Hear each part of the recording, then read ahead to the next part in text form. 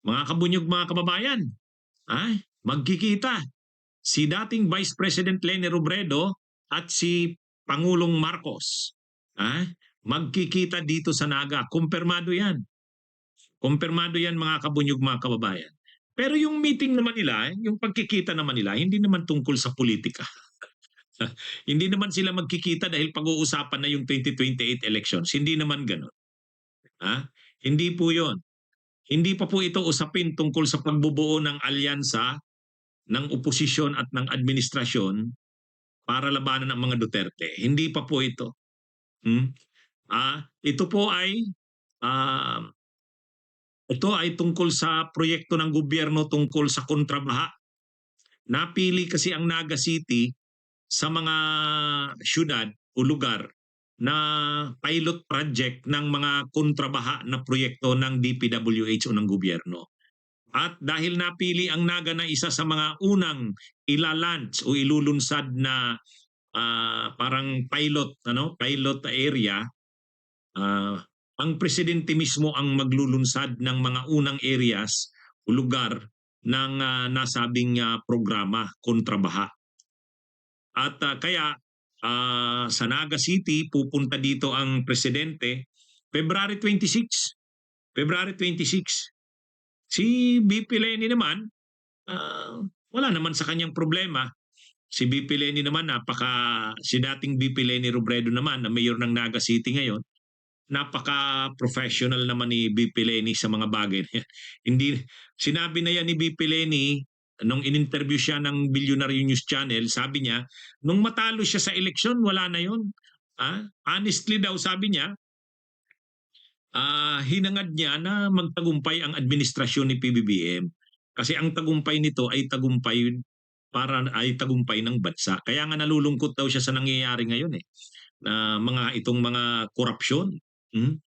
Pero pagdating daw sa administrasyon, kaya si dating Vice President Leni Robredo hindi naman nagsasalita kontra sa administrasyon. Ganun yung ugali niya ni VP Leni. Kumbaga sa kanya, gagawin niya lang yung gusto niyang mangyari sa Naga, at kung may proyekto ang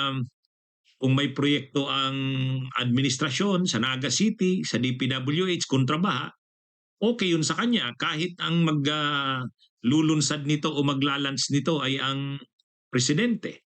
Kumbaga sa parte ng mayor ng Naga City na si dating Vice President Leni Robredo, hindi siya maalangan na salubungin, makipagkita sa kanyang dating kalaban sa politika noong 2022 elections.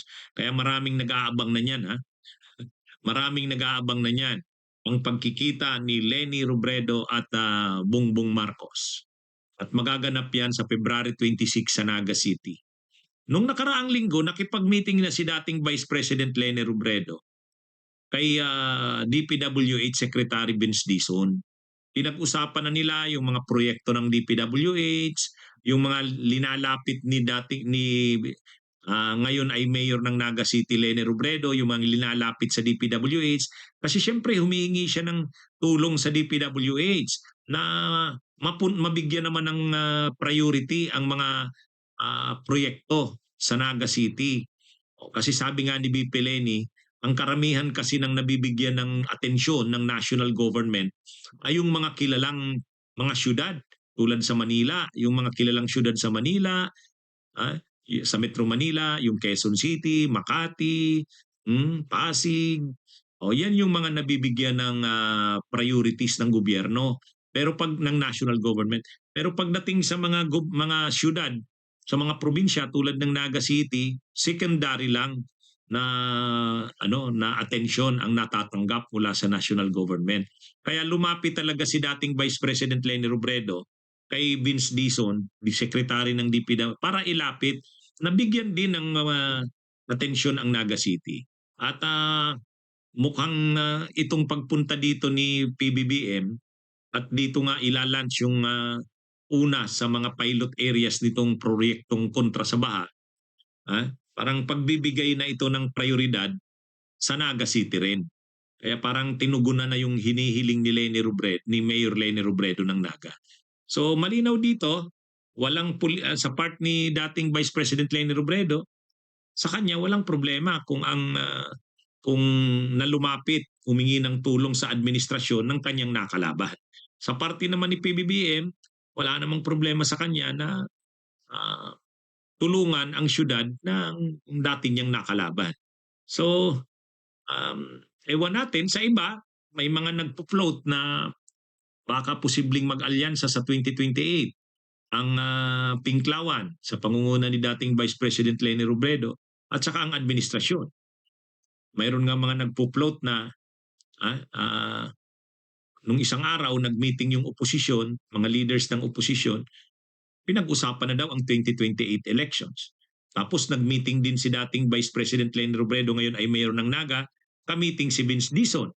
Na si Vince Dizon naman ay lumalabas ang pangalan na posibleng maging pambato ng administrasyon. Kaya maraming posibilidad. Pero ang isang bagay diyan, syempre, ang lahat ng posibilidad na 'yan ay magsisimula yung pagtitiwalaan. Itong mga ganitong pagkikita o meeting ni dating VP Leni at saka ng kasalukuyang Pangulo ng Pilipinas na si PBBM, posible na ito'y maging daan para sa posibleng pag-aalyansa ng dalawang kampo. Marami kasi ngayon ang nagtutulak na dapat magsanib pwersa ang Pinklawan at saka yung administrasyon para matalo ang administrasyon ay ang kampo ng Duterte. Lalo na kung hindi ma-impeach si Sara Duterte, hindi siya ma-convict at matuloy siyang tumakbo sa 2028. Kapag nagkaroon kasi ng three-cornered fight, ang sabi ng mga political analyst, mananalo si Sara kapag nag-three-cornered fight na may pambato ang kampo ni Leni, may pambato ang kampo ni Marcos, tapos Sara mahahati. Kaya dapat kung gustong matalo si Sara Duterte, dapat magsanib pwersa. Yan ang wino-workout nila nila Ronald Llamas, nila Trillanes, maraming beses natin silang naging guest sa ating mga channels, sa ating mga page, Facebook page, at yun ang kanilang pinapaliwanag. Kaya lang hindi madali ang pagbubuo ng ganung alyansa. Pero siguro itong mga ganitong mga nangyayari na tulad ng paghaharap na ito, pagkikita ni PBBM at ni dating Vice President Leni Robredo, ay baka maging daan sa posibleng pag-aalyansa ng magkakaibang mga puwersa. Anyway, abangan natin yan, yung pagkikita ni Mayor Leni Robredo ng Naga at Pangulong Marcos, February 26. Bunyog, bunyog, halikan na kasama ka. Bunyog, kapag buklod ay may pag-asa. Luzon, Visayas, Mindanao, isa ang pananaw. Sa bagong Pilipinas ang bunyog isisigaw. Bunyog.